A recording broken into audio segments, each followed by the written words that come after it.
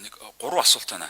Амгалан сайдаа Амгалан сайд цаанчин гişүүд асуулт. 3 асуулт. Нэгдүгээр асуулт болохоор яг энэ цэцэрлэгийн 200 тэрбум бол дэмжиж байгаа юм. 2 гаруй өргөд дэмжиж байгаа. Яг энэ дэр уг нь болж өгвөл баах сургууль цэцэрлэгийн гэсэн байдлаар шийдэх боломжтой гэсэн. Яагаад гэхээр цэцэрлэг гэдэг маань өөрөө 3-4 жилийн одоо насны асуудал шийддэг.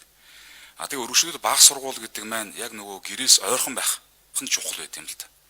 Тэр чинь яг эцэг их нь өглөө болон хөрвж өгдөг, орой аавдаг. Тийм болохоор яг цэцэрлэгтэй ерөөсө утга нэг байгаад байдаг. Тийм болохоор энэ асуудлыг нэг цэцэрлэгийн энэ асуудлыг хамт шийдэх боломжийг нэг судалж үзмээр байна. Хоёрдугаарт энэ цэцэрлэгийн объектуудыг яг худалдаж авах асуудал энэ 200 төгрөгөнд орж байгаа гэсэн хоёрдугаар асуулт байна.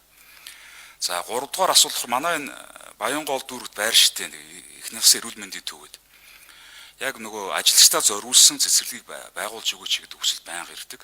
Тэгээ энийг наад 200 төгрөгийн хүрээнд шинтэж өгөх боломжтой эсэхийг бас асуучмаар байна. За мөн цаашдаа ер нь дараа жилээс ахуулаад цэцэрлэгээ шийдчихээр дараа жилээс ахуулаад сургуулийн асуудал манайд бол хүнд хэвээрэл байдаг. Тэгээ болж өгвөл угны төсвийн тодтголоор сургуулиудын төсвийг хасмаарг байгаа юм л да. Тэгээ энэ дээр бас нэлээд хасагдсан орж иж байгаа. За баярлалаа.